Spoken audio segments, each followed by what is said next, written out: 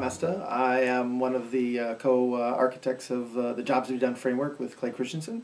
I've been working with Clay for almost 25 years, and I have developed and launched over 3,500 different innovations. Today I want to talk to you about Toast, which is the gentleman who basically had launched a splitting your bill app, and has basically morphed into something completely different. And so I want to apply the Jobs to be Done theory to look at it from that perspective. If you listen to their journey or how they went about doing that, the first thing was that they built it for basically helping both I'll say customers or patrons of a diner to basically be able to split a bill easily and be able to have the diner be able to actually handle that.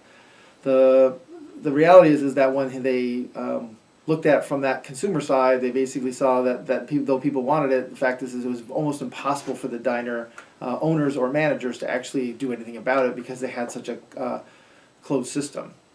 It brings in the secondary kind of notion, which is the modularity versus integration kind of theory from Clay, which is when things are very integrated, it's hard to actually add new features and benefits to it because they're trying to get scale.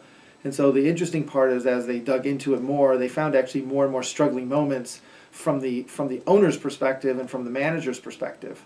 And so when they started to dig into that, they started to realize like even they can't add this one feature, they can't add a lot of features. And to be honest, they can't do a lot of things with the current cash register system. The second thing they found was from a demand perspective or from a supply perspective, it was just they were very old systems and they were not actually very well compatible. And so they saw the opportunity to actually help, instead of help the consumer actually make progress, how do we actually help the store or the diner owner make progress? So the cool part is that when you start to look at the story and how it lays out kind of what they were struggling with, which was, how do I actually turn tables in a faster, when I'm really busy? How do I actually find out how to get business when I'm not busy? How do I actually save myself time so I don't have to come in so early?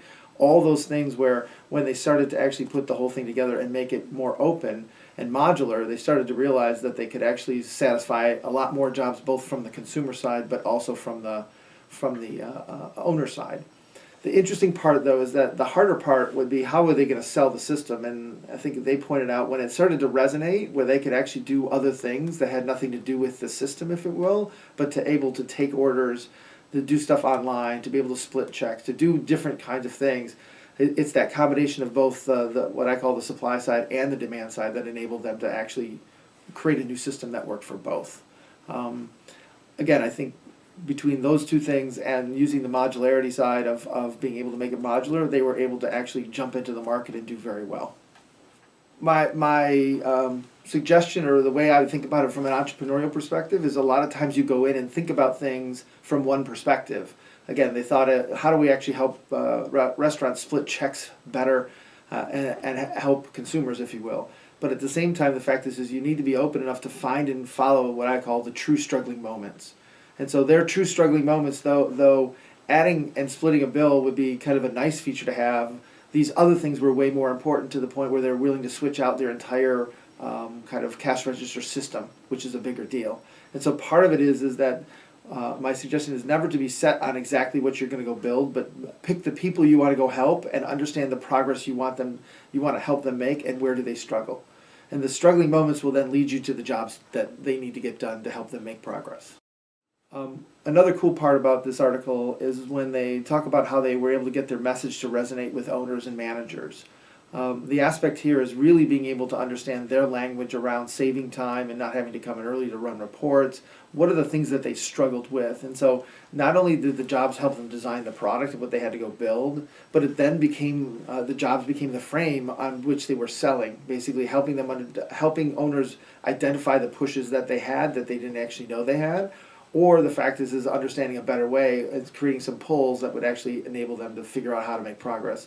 Most owners are so stuck in their ways and how they do things that they actually don't take a minute to understand what progress might look like. And so their sales pitch really started to resonate only because they were able to actually see the jobs that they were trying to get done.